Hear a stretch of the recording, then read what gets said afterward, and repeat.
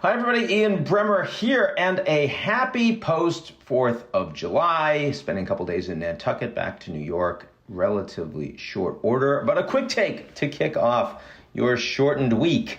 And I thought I would talk a little bit about what's happening between the Chinese and the Americans on tech. In particular, I think it's quite important that the Chinese government and their regulatory authority on cyberspace, the Cyberspace Administration of China, the CAC, has been focusing a cybersecurity probe on Chinese companies that have recently listed in the United States.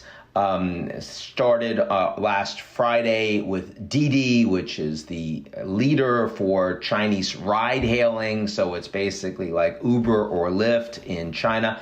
$4 billion IPO in New York, just a couple of days before the Chinese government announced that they were going to engage in serious scrutiny and regulation of the company. Their stock value went down like 20% almost immediately on the back of that. Then you also saw broader announcements against a truck hailing app. This is called Full Truck Alliance, as well as Canjun, which is a major online recruiter in China. And I think it's important because if you look at the Chinese tech sector, which is the most dynamic and innovative in the world, aside from the United States, it has been driven significantly, I would say even mostly, by the private sector. China is a communist country. They engage in state capitalism, so the state is the principal economic actor, but there is a vibrant private sector. And particularly when we talk about innovation and the ability to attract world-class talent that works really hard and could work anywhere, it's important to get that level of efficiency, that it is private sector. Well, the Chinese government is increasingly uncomfortable with the independence of many of these firms. And the principal mechanism for many of these companies to become more independent was to list outside of China, and increasingly outside of Hong Kong as well. And for many, that means IPO listings in the United States. Now, to the extent that the Chinese government is now sending a message that there are going to be significant price to pay for Chinese tech companies that list outside of China, mainland China, or Hong Kong, that's going to put a very significant chilling effect on any Chinese tech companies that are thinking about so doing, which will mean much more alignment of those tech companies to the Chinese government model, becoming national champions, more in line with, let's say, Huawei, which is really state-directed, military integrated, and they try to make money. But first and foremost, it's really not about shareholders. It's really about what the Chinese government wants. Now, in the United States, of course, it is a vastly different landscape. You've got companies in the U.S. that are more aligned with the government in the tech space, anything from Oracle to Microsoft, to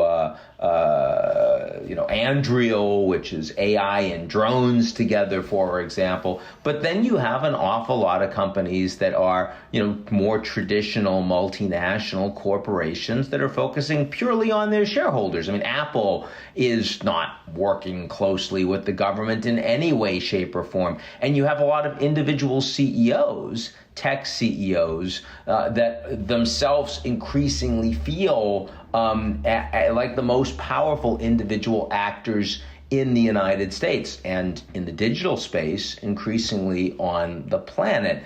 Mark Zuckerberg, Elon Musk. Now, we know that the Chinese government isn't allowing any Elon Musks to emerge in China. One did, Jack Ma, and the Chinese government basically defenestrated him. But they hadn't been taking that position towards the Chinese tech firms, and now increasingly they are. I would say there are a couple of big questions that this puts into play. One is it makes it more likely that a broader technology split between the United States and China is coming. Fewer Chinese companies with access to American investment and shareholders, more Chinese tech companies aligned with the Chinese government, fewer American tech companies with access to the Chinese market. These are the two largest economies in the world. They're the two technology superpowers. I would argue more integration and interdependence is good.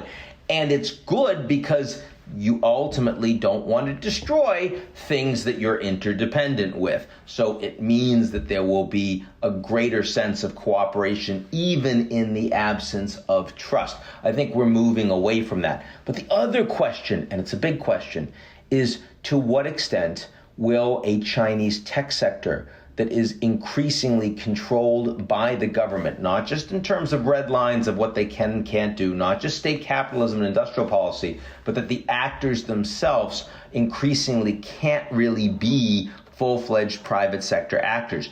Does that mean that the tech sector in China will become dramatically less competitive and less efficient than it has been historically? And I think there is a danger of that. I mean, certainly in the last 20 years, if you think about why technology companies do really well, yes, it's access to capital.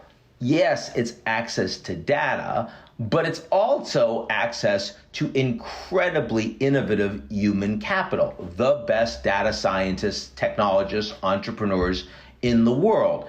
And I think it is true that there are some areas of advanced technology where that's not important. And certainly some of the advances in artificial intelligence have been more about lots and lots of data and deep learning on that data, even if your scientists aren't top rate, than it is about the human capital. But in most sectors of the advanced economy, the big technological advances are not coming just from data and capital. You have to have the human element. And as long as that continues to be the case, I think that the direction China's presently heading will support political stability in the short term, but will undermine the productivity and growth of the Chinese tech sector in the medium and long term. And I think watching that dynamic is going to be critically important for both the United States, China, and the world. So anyway, some challenging news, some chilling news for those of us that are hoping that the U.S.-China relationship can become more stable over time and not more confrontational. That's certainly not the direction we are heading right now. And I would also just point out that those decisions made right on the back of the 100th Communist Party Congress and Xi Jinping's big plenary, to the extent that people were hoping that after that you could start to see more engagement. You just need to get Xi through this significant period where he needed to be more nationalist. I don't think that's true at all. I think structurally the Chinese government is, and will be oriented in a much more national champion direction, in part because they think that that's the way they win, and they feel much more confident about their model. Whether that confidence is properly or misplaced, that's a very open question. So anyway, interesting stuff. Hope everyone's doing well. Talk to you all real soon.